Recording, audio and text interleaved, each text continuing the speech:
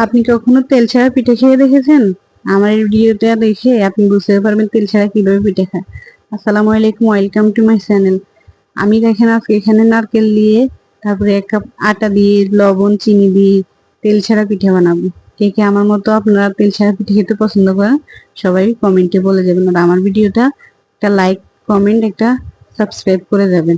এই জন্য আমি চুলায় একটা পাতিল বসিয়ে দিলাম। সেখানে আমি কিছু পানি দিয়ে দিব। পানিগুলা বলক উঠে গেলে সেখানে আমি আটাগুলা দিয়ে, লবণ দিয়ে ভালোভাবে একটা ডো তৈরি করে নেব। আপনার ডোটা এমন ভাবে তৈরি করতে হবে যাতে বেশি শক্ত না হয়ে যায়, আবার বেশি নরমও না হয়ে যায়। ডোটা তৈরি এভাবে হবে, দেখেন আমি হাতে নিয়ে দেখাচ্ছি। এভাবে আপনারা ডোটা তৈরি করে নেবেন। তারপরে ডোটা একটা পাশে রেখে আবার চুলায় একটা কড়াই বসিয়ে দিবেন। সেখানে আপনি এই যে নারকেল কোড়ানো, তারপরে এই যে আপনি চিনি, তারপরে একটু লবণ দিয়ে এগুলো একটু নেড়ে চেড়ে তারপরে একটু কষিয়ে নেবেন। আবার এখানে 2টা তেজপাতা ছিঁড়ে দেবেন, ঘ্রাণটা হবে। এটা স্মেলটা এত দারুণ হবে, তেজপাতা দিলে স্বাদটাও বেড়ে যাবে। আস্তে আস্তে নাড়তে নাড়তে এটার কালারটা ঠিক এরকম আসবে। দেখেন কি সুন্দর একটা লোভনীয় কালার এসেছে। এভাবে যদি আপনি নারকেল কোড়ানোটা তৈরি করেন, খেতে কিন্তু অনেক মজা হয়। এভাবে করলে আপনার নারকেলগুলো দেখতে যেমন তেমন খেতে অনেক দারুণ হয়। এগুলো আমি এক পাশে রেখে দিব। দেখেন প্লেটে নেওয়ার পরে প্লেটের সৌন্দর্যটাই বেড়ে গেছে। তারপরে আমি যে ডোটা তৈরি করলাম সেগুলো একটা বলে ঢেলে নেব। বলে ঢেলে নেওয়ার পরে হাত দিয়ে ভালোভাবে একটু জোরে জোরে চেপে আমি সেগুলো একটু মথে নেব। মথে নেওয়ার পরে আমি ছোট ছোট করে কয়েকটা লেচি কেটে নেব। লেচি কেটে নিলে হবে কি, আপনারা যে পিঠাগুলো তৈরি করতে সহজ হবে। ছোট ছোট করে লেচি কেটে নেওয়ার পরে আমি একটা রুটি বেলুনির মাধ্যমে নিয়ে ছোট ছোট করে আমি পিঠাগুলো একটু আটা দিয়ে বেলে নেব।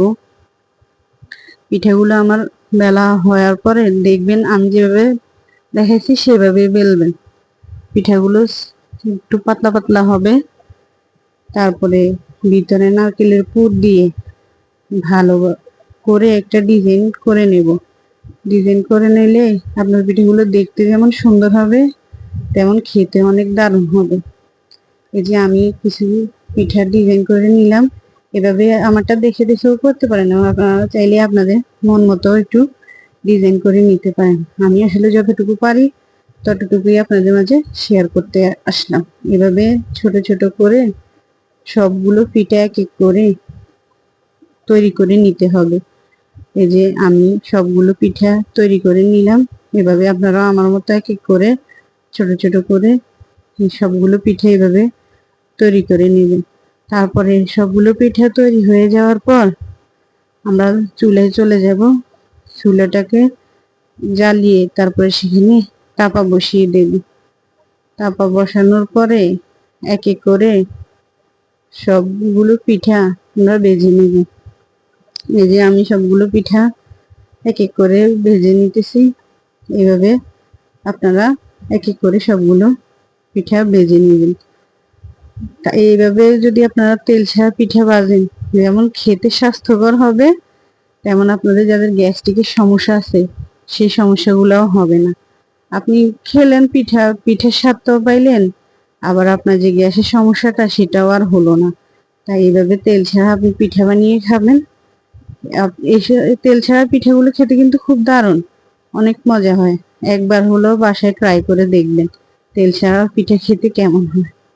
আমার বাসায় আমি বেশিরভাগ সময় এভাবে তেল ছাড়া পিঠা বানিয়ে নিই। আমি এভাবে তেল ছাড়া পিঠা বানালে আমার বাসার বাচ্চাগুলো অনেক পছন্দ করে। দেখেন পিঠাগুলো দেখতে কতটা লোভনীয় হয়েছে, খেতেও কিন্তু পিঠাগুলো অনেক দারুণ হয়েছে। আসলে এখনই আমি বয়স দিতে দিতে আমার মুখে পানি চলে আসছে। এভাবে পিঠা বানাই খাইলে অনেক মজা হয়। আপনারা আপনাদের বাসায় ট্রাই করবেন। আর ভিডিও শেষে একটা কথাই বলে যে আমার ভিডিওটা একটা